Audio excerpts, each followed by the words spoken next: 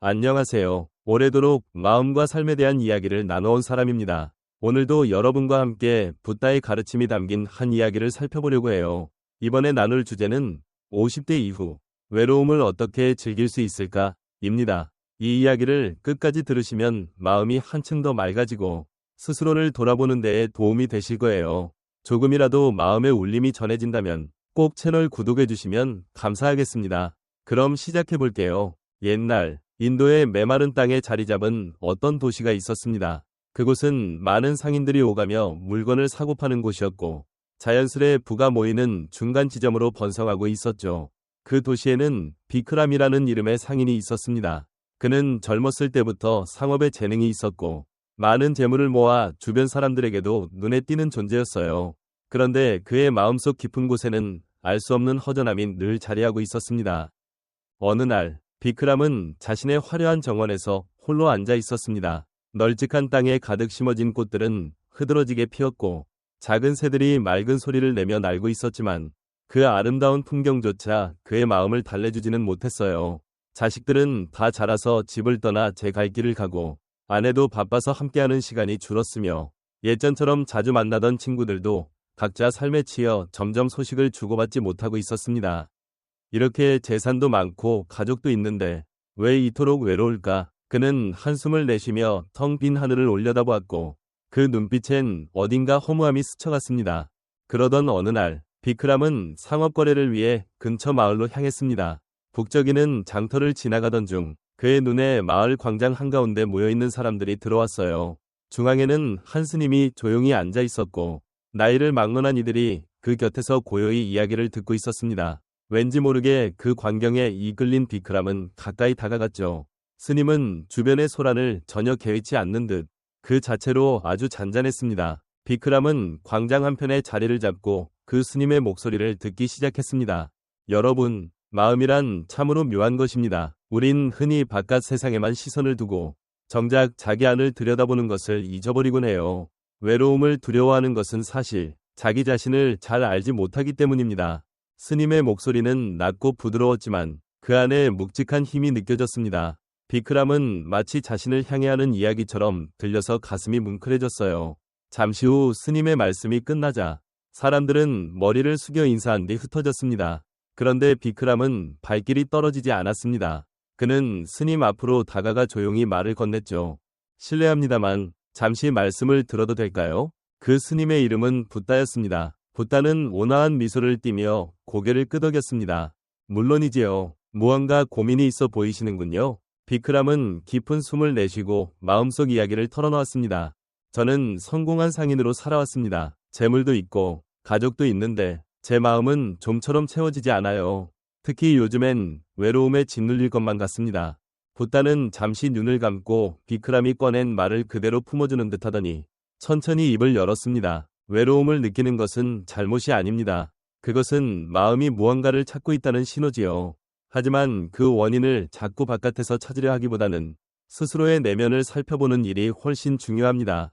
내면이라니요. 비크람은 여전히 헷갈려 보였습니다. 그래요. 외로움은 자기 자신과 마주하기 위한 선물이기도 합니다. 대부분의 사람들은 외로움을 무서워하지만 사실 그것은 자기 마음을 잘 몰라서 그래요. 마음 안쪽의 고요를 발견하게 되면 외로움은 괴로움이 아니라 오히려 자유로 가는 입구가 됩니다. 그 말에 비크람은 묘한 떨림을 느꼈습니다. 살아오며 자신의 마음을 들여다볼 생각 따위 해본 적이 없었거든요. 붓다의 한마디 한마디가 그의 머릿속에 새로운 길을 열어주는 듯 했습니다. 그 고요함을 알아차리려면 제가 뭘 해야 할까요? 비크람은 간절한 목소리로 물었습니다. 붓다는 미소 지으며 대답했어요. 먼저 마음을 가라앉히는 연습부터 해보면 좋겠습니다. 괜찮으시다면 내일 다시 이 광장에 오세요. 간단한 명상법을 알려드리겠습니다. 비크람은 고개를 깊이 숙였습니다. 정말 감사합니다. 꼭 오겠습니다. 그날 광장을 떠나며 그는 마음이 한결 가벼워진 기분을 느꼈어요. 그의 내면 어딘가에서 무언가가 깨어나기 시작한 듯 했습니다. 이제껏 괴로움으로만 여기던 외로움을 새로 바라보는 첫걸음이었죠. 다음 날 아침, 비크람은 약속대로 광장으로 나갔습니다. 지평선 너머에서 아침 해가 막 솟아오르는 중이었고 은은한 빛이 마을을 감싸고 있었습니다. 어제와 비슷하게 사람들은 광장에 모여 있었고 그 한가운데 어제 본 붓다가 조용히 앉아 있었습니다. 비크람은 약간 긴장된 표정으로 다가가 깍듯이 인사했습니다. 붓다님, 어제 해주신 말씀이 제게 큰 울림이 되었습니다. 제 안의 외로움을 고요로 바꾸는 법을 꼭 배우고 싶습니다. 붓다는 부드러운 미소로 비크람에게 자리를 권했습니다. 잘 오셨습니다. 비크람, 우선 숨결을 지켜보며 마음을 다스리는 법부터 해볼까요? 비크람은 붓다의 말에 따라 땅에 앉았습니다. 붓다는 아주 천천히 말했습니다. 눈을 감고 들어오는 숨과 나가는 숨에만 온통 집중해 봅시다. 숨이 들어올 때 몸이 어떻게 바뀌는지, 그리고 숨이 나갈 때 어떤 느낌이 드는지 차분히 느껴보세요. 비크람은 눈을 감고 호흡에 집중했습니다. 하지만 잡생각이 자꾸만 떠올라 좀처럼 마음을 가라앉히기가 쉽지 않았습니다. 결국 그는 약간 난처한 듯 중얼거렸죠. 붓다님, 머릿속에 계속 생각이 떠오릅니다. 너무 많아서 어찌해야 할지 모르겠어요. 붓다는 잔잔한 웃음을 지으며 말했습니다. 괜찮습니다. 비크람, 마음이란 바람과 같아서 완전히 잠잠해지는 순간은 드뭅니다. 떠오르는 생각을 억지로 밀어내려 하기보다는 그저 알아차리고 다시 숨으로 돌아오면 됩니다. 비크람은 그 말에 따라 머릿속에 어지러운 생각이 떠오를 때마다 부드럽게 인정한 뒤 다시 호흡에 집중했습니다. 그러자 서서히 마음속에 작은 고요가 깃드는 듯한 느낌이 들었어요. 붓다는 그가 어느 정도 차분해진 것을 확인하고 나서 다시 말을 이었습니다. 비크람, 사람들은 흔히 외로움을 괴로움이라고 여깁니다. 하지만 그건 자기 마음을 잘 모르는 데서 오는 두려움이지요. 외로움은 적이 아니라 오히려 자신을 비추어 보는 친구 같은 겁니다. 비크람은 눈을 뜨고 붓다의 얼굴을 바라보며 물었습니다. 그런데 많은 사람들은 외롭지 않으려고 누군가와 늘 함께 있으려 하잖아요. 그 불안을 이겨내려면 어떻게 해야 하나요? 붓다는 조용히 고개를 끄덕였습니다. 그 불안은 사물의 본 모습을 보지 못하는 데서 비롯됩니다. 자기 마음이 어떻게 움직이는지 깨닫지 못하면 늘 누군가와 연결되지 않으면 안 된다는 불안에 사로잡히게 되죠. 외로움을 극복하는 열쇠는 먼저 내 마음을 살피고 그 안에 깃든 고요한 넉넉함을 알아내는 데 있습니다. 붓다는 잠깐 하늘을 본 뒤 말을 이어갔습니다. 가령 상인을 할 때 고객의 마음을 헤아리는 게 중요하다는 걸 알고 계시겠죠. 그와 똑같이 자기 마음도 살피면 무엇이 나를 오가매고 있었는지 보이기 시작합니다. 그 오가맴을 알면 외로움은 더 이상 적이 아니라 배움을 주는 길이 됩니다. 비크람은 크게 고개를 끄덕였습니다. 제 마음속에도 아직 모르는 부분이 많을 것 같네요. 명상을 계속하다 보면 그걸 찾을 수 있는 건가요? 붓다는 온화한 미소로 답했습니다. 맞습니다. 명상은 내 마음을 알아가는 첫걸음이에요. 마음을 가라앉히고 속삭이는 소리에 귀 기울이면 외로움 속에서도 새로운 의미를 발견하게 될 겁니다. 그날 광장을 떠날 즈음 비크람은 마음에 새로운 빛이 들어오는 것을 느꼈습니다. 그는 붓다의 가르침을 따라 외로움과 마주하겠다고 다짐했죠. 속으로 무언가가 분명히 바뀌고 있었습니다. 이튿날 아침, 비크람은 전날보다 더 일찍 광장으로 향했습니다. 해가 떠오르기 전이 고요 속에서 그는 결연한 마음을 품고 있었죠. 명상을 처음 해본 어제의 경험은 그에게 꽤나 놀라웠으며 동시에 편안한 감각이었습니다. 마음 한편에서 오랫동안 무겁게 느껴지던 외로움이 한층 가벼워진 듯 했으니까요. 광장에 도착했을 때 붓다는 이미 그곳에 앉아 있었습니다. 부드러운 새벽빛이 붓다를 감싸고 있었고 그 고요함 자체가 주위의 공기를 맑게 해주는 느낌이었죠. 비크람은 조심스럽게 다가가 붓다에게 깊이 인사했습니다. 붓다님, 어제 말씀대로 제 마음을 들여다보려 애써봤습니다.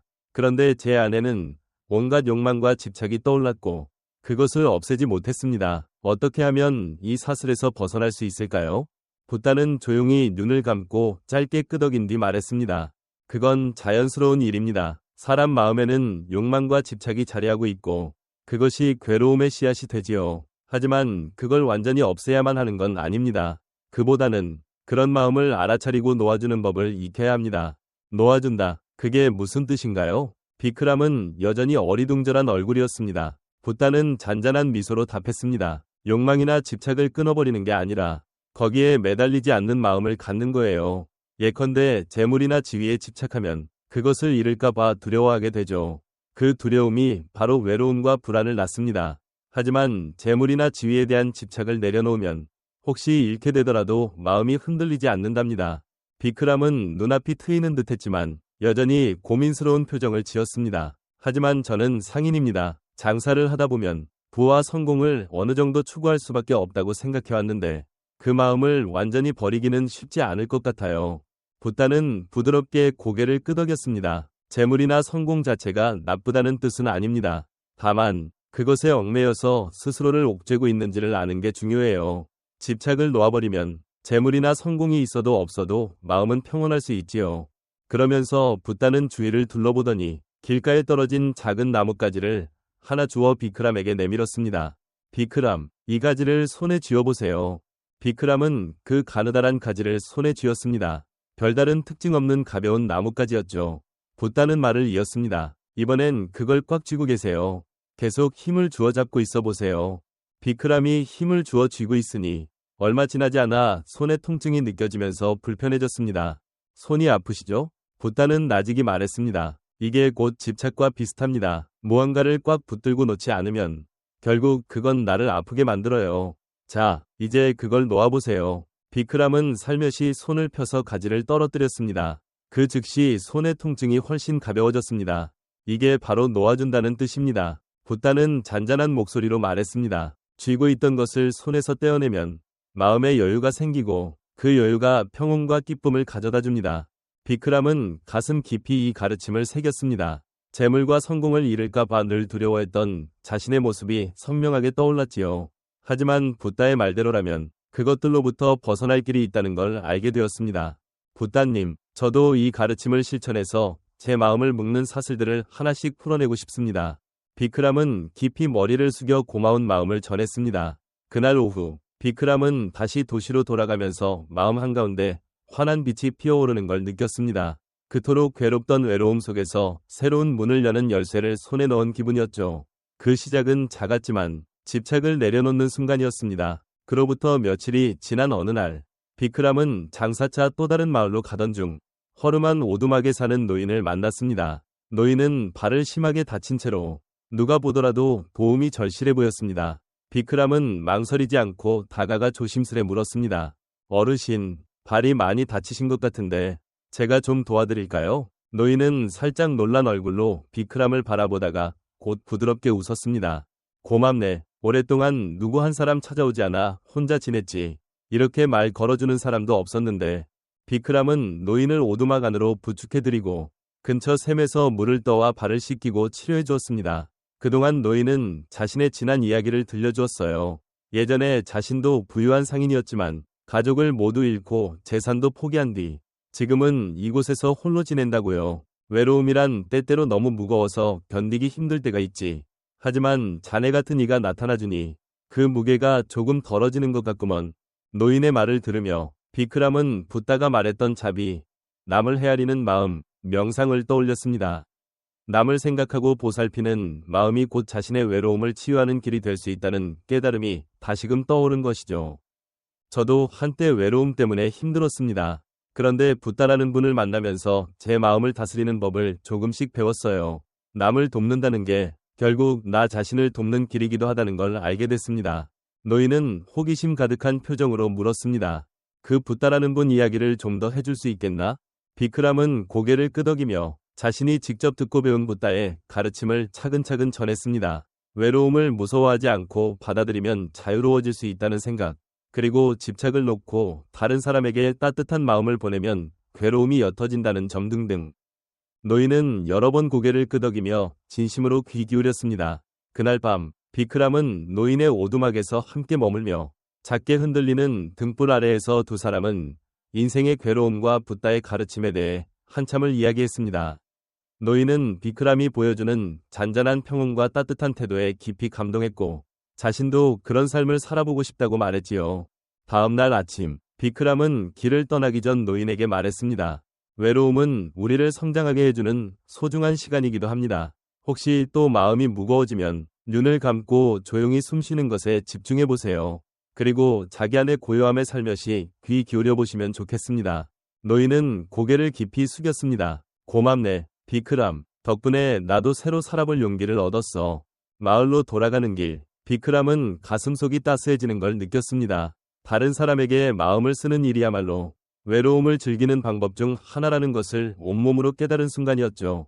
이제 그에게 외로움은 예전처럼 겁나는 대상이 아니라 새로운 시선을 열어주는 선물로 바뀌고 있었습니다.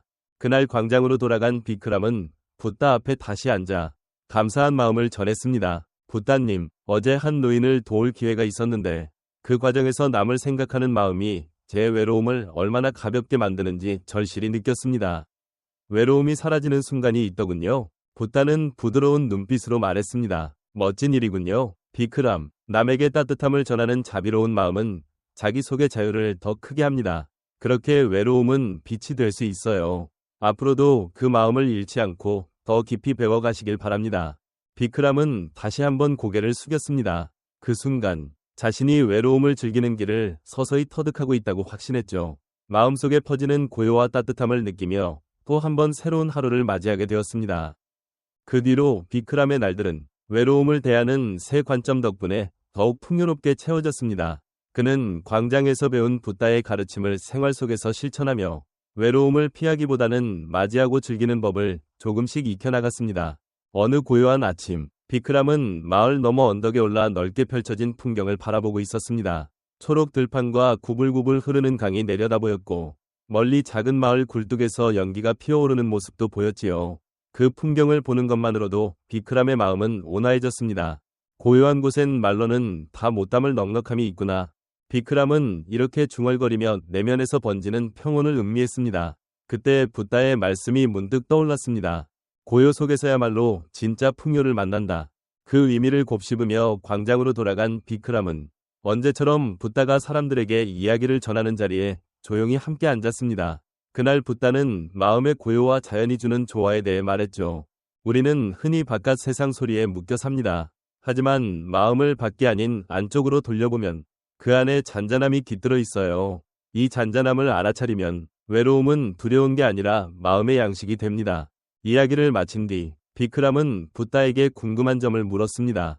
붓다님, 저는 요즘 자연 속에 있으면 마음이 편안해지고 외로웠다는 사실조차 잊게 됩니다. 왜 그런 걸까요? 붓다는 잔잔히 웃으며 대답했습니다. 자연이 우리에게 고요함을 가르쳐주기 때문입니다. 나무가 내는 소리, 강물이 흐르는 소리, 바람의 숨결은 마음을 분주함에서 벗어나게 해줍니다. 그렇게 자연의 일부가 되어보면 외로움은 오히려 자유가 되는 것이지요.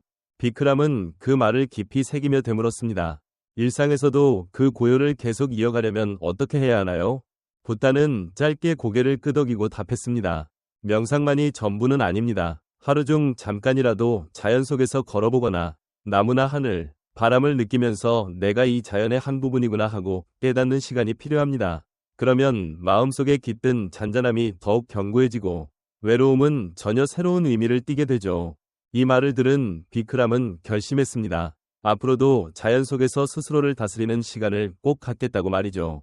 그날 밤 비크람은 집 뒤뜰의 정원에서 명상에 들었습니다. 달빛이 꽃들을 은은히 밝히고 잔잔한 바람이 스치는데 그는 자연이 들려주는 소리에 온 마음을 기울였지요. 꽃잎 사그라기는 소리, 멀리서 들리는 벌레 울음, 그리고 자신의 잔잔한 숨소리까지 모든 게 하나로 어우러지면서 비크람의 마음을 깊은 고요로 인도했습니다. 물론 새롭게 살아가는 길은 늘 쉽지만은 않았습니다. 어느 날엔 함께 장사를 하던 동료가 큰 이익을 약속하며 교묘한 거래를 제안했는데 그 거래를 성사하려면 다른 상인을 배제하고 살짝 속여야 했습니다. 예전에 비크람이라면 망설임도 없이 이득을 쫓았겠지만 이번엔 붓다의 가르침이 떠올랐습니다. 집착을 버리고 양심을 지키는 선택을 했죠. 당장은 놓친 이익이 아쉬웠지만 그날 밤 정원에서 명상을 하며 마음이 한결 가벼워지는 것을 느꼈습니다. 그가 택한 길이 옳다는 확신이 들었거든요. 이렇듯 비크람은 붓다의 가르침을 조금씩 삶에 녹여가며 안팎으로 더 풍요로운 하루하루를 보내게 되었습니다. 재물과 성공만 바라보던 이전의 삶과 달리 그는 이제 마음의 고요와 평온을 소중히 여기기 시작했습니다. 그러면서 외로움은 더 이상 피하고 싶은 무서운 감정이 아니라 마음을 깨끗이 정돈해주는 소중한 시간이 되어갔습니다. 어느 날 해질 무렵 비크람은 다시 광장으로 나갔습니다. 그곳엔 늘처럼 붓다가 앉아 있었고 몇몇 사람들이 그를 둘러싸고 있었습니다. 비크람도 그들 사이에 조용히 앉아 붓다의 말씀을 들었죠. 그날 붓다는 외로움 속에 보이는 빛에 대해 이야기를 펼쳤습니다. 외로움을 즐기려면 내면에 깃든 빛을 발견하는 게 중요합니다. 그 빛은 밖에서 구하는 게 아니라 바로 자신 안에 숨어있는 지혜와 따스함이에요. 비크람은 붓다의 이야기를 들으며 지금까지 자신이 걸어온 시간을 떠올렸습니다. 외로움을 두려워하지 않고 받아들임으로써 마음 한가운데 생겨난 고요. 그리고 그 고요로 인해 새롭게 보게 된 많은 것들. 그때 자신 안에서 잔잔히 빛나고 있던 것은 스스로도 몰랐던 마음의 등불이었습니다. 그날 밤도 비크람은 정원에서 달빛 아래 명상에 들었습니다. 눈을 감고 숨소리를 느끼자 그의 마음에 여전히 맑은 빛이 은은하게 번져나왔습니다. 이 빛은 외로움을 잊게 하기보다는 외로움을 포근히 감싸주는 듯했죠. 그것이 바로 자신이 외로움을 두려워하지 않고 정면으로 마주했을 때 얻은 새로운 눈이자 마음이었습니다. 다음 날 아침, 비크람은 광장에 들러 붓다에게 다시 인사를 드렸습니다.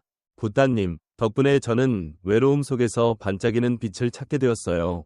붓다는 부드럽게 고개를 끄덕이며 말했습니다. 정말 다행입니다. 비크람, 외로움을 인정하고 마음을 들여다본 덕분에 당신 안에 넉넉함이 드러난 거예요. 그 빛을 계속 지켜가시길 바랍니다. 이렇게 해서 비크람은 더 이상 외로움을 두려워하지 않게 되었습니다. 그에겐 외로움이 스스로를 단단히 다듬고 자비로운 마음을 키우는 소중한 시간으로 바뀌어 있었죠. 그리고 이런 마음을 얻기까지 큰 길잡이가 되어준 붓다에게 깊은 고마움을 느꼈습니다. 자, 여기까지가 50대 이후 외로움을 즐기는 법에 대해 전하고 싶었던 이야기예요. 마지막으로 부탁드리자면 조금이라도 이 이야기가 마음에 닿았다면 꼭 구독해주시고 이 방송에 대한 응원과 나누고 싶은 느낌도 댓글로 남겨주세요. 끝까지 함께 해주셔서 정말 감사합니다. 다음에 또 뵙겠습니다.